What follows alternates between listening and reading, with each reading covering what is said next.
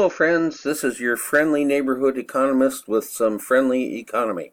Hey, on this particular little blurb, what I thought we'd do is maybe take what we did last time and dig into it a little deeper.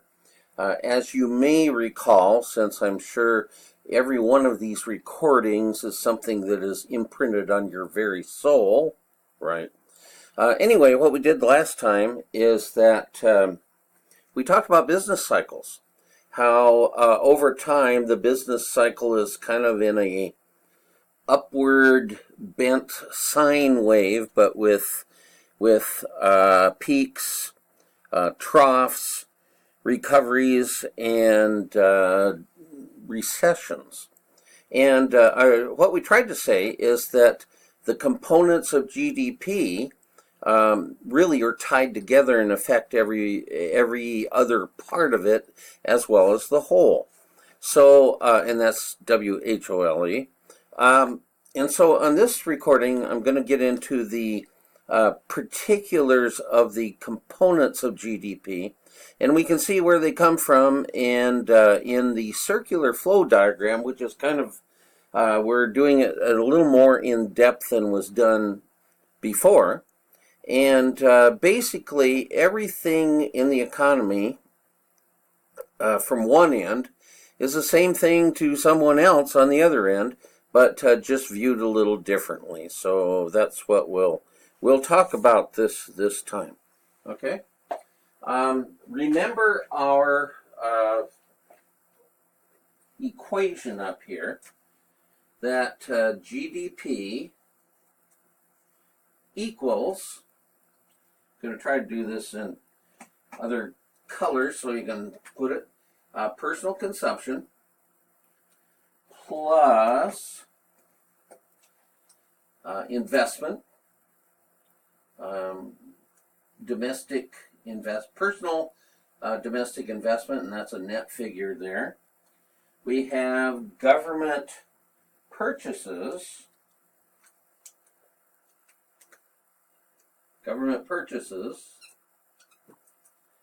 Plus, I think I'll have to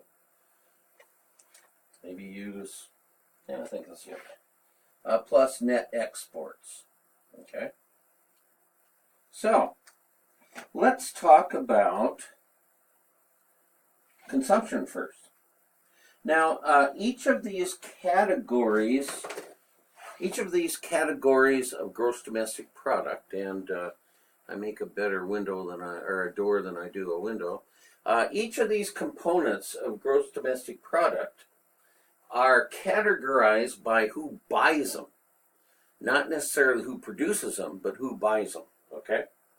So, in terms, the largest percentage, as I said before, is consumption. Goods and services that are produced for personal use of households or the consumers. Okay, that's about recently. I looked up the last information I could get on them, and they're running about 71% now. Okay. Now, how does that look? Well, the firms produce the goods and services that go to the households. These are goods and services. And what goes in return from the households to the firms are payments. Okay. Payments for the goods and services. Okay.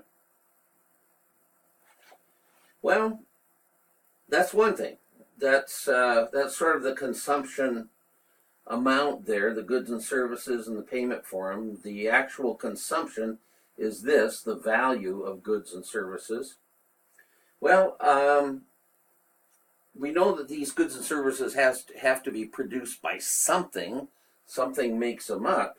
Okay. So, what goes into making these goods, of course, are the factors of production. Who owns the factors of production? Well, generally, except in a few cases of monopoly, but generally, it's the households that own the factors of production. And so they allow the firms to use such things. And what are factors of production? Well, we have capital,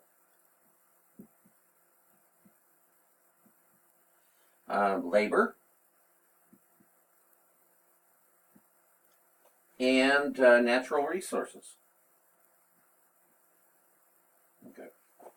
Now, capital again is not money, owner's equity, or something that goes into starting a business or starting a project. That's financial capital. What capital is, again, things that make other things, okay?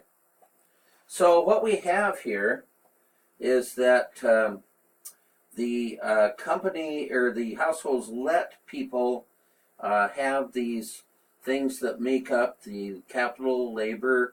They sell the capital, labor, and the natural resources to the firms, and then firms pay for these things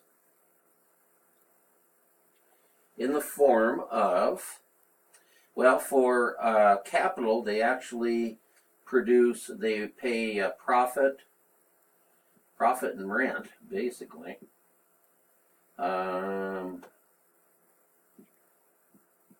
Or profit for the whole thing, and then rent for capital or natural resources. For labor, they pay wages.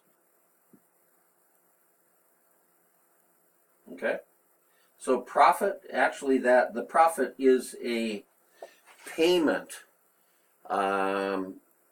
for the owner of the factor of production to not use it himself, but to allow usage by the company to produce this stuff.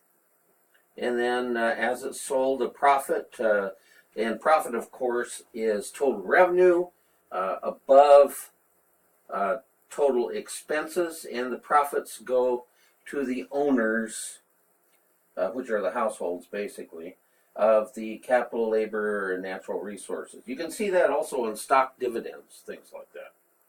Okay, so we got that. Well, speaking of capital, the next part of GDP is it's not as large as the capital, or excuse me, consumption, but net investment. What is net investment? Well, net investment essentially is a flow variable, and flow is a variable that is identified by a time period. A stock variable is a variable that's just identified by its existence. So, net investment is adding to the stock of things that make other things.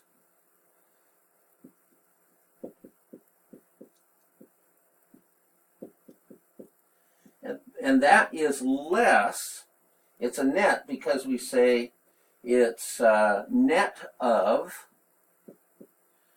depreciation or things that can no longer make other things. And this has to do with inventories, okay?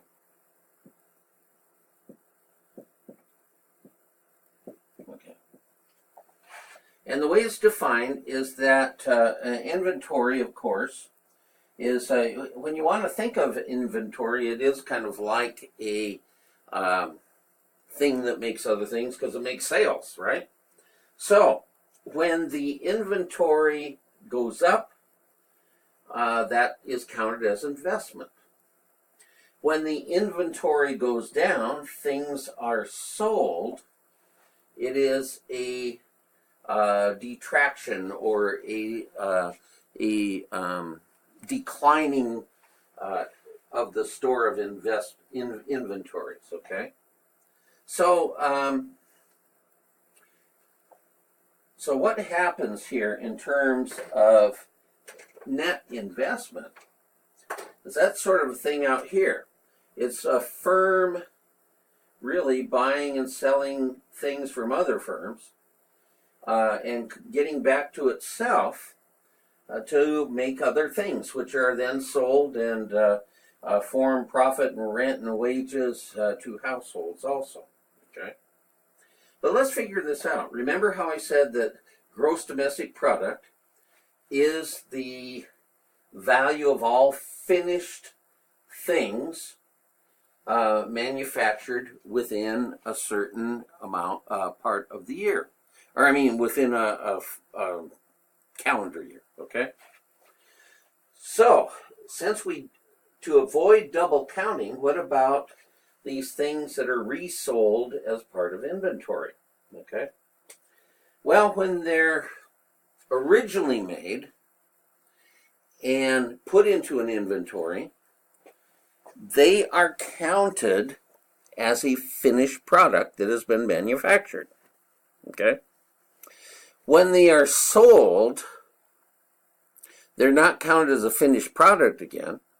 They are counted as a subtraction from inventory, so they don't get counted twice. Okay, so when an inventory increases, it is counted. The final product is considered inventory. Okay, it's added to the inventory, and when it's sold, the inventory is subtracted, and so that becomes, see, even if it's in the next year, it is subtracted of inventory, and it is not counted as that year's inventory or GDP. It is a subtraction of inventory, and so it'd be a subtraction of the net investment. Now, net investment has a couple of important things to know about. Net investment recently was about 17%, which is higher than it usually is, 17%. But it is not higher, or excuse me, it's usually around 19. It's actually lower than it is. And that is because of government shutdowns and political issues and sequestrations. What a lovely word, sequestration. What that is, a sequestration, and I had to deal with that a lot of times working with the government, it is an across-the-board funding cut. They don't really take into consideration what important programs are or anything. It's just an across-the-board 20% cut to everything. But you'd be amazed how generals that, how they suddenly find money for generals to get their offices cleaned or their lawns mowed or their officers' club stocked with supplies, things like that. Okay, so the next one is government. Okay, government purchases. And that's about what, 20, somewhere around 20%, okay, usually. And government purchases would be the government here selling things to firms and buying things from firms. Although government purchases are not just things that the government buys. It also is things that the government produces, okay? The last thing we're going to talk about very briefly in this is the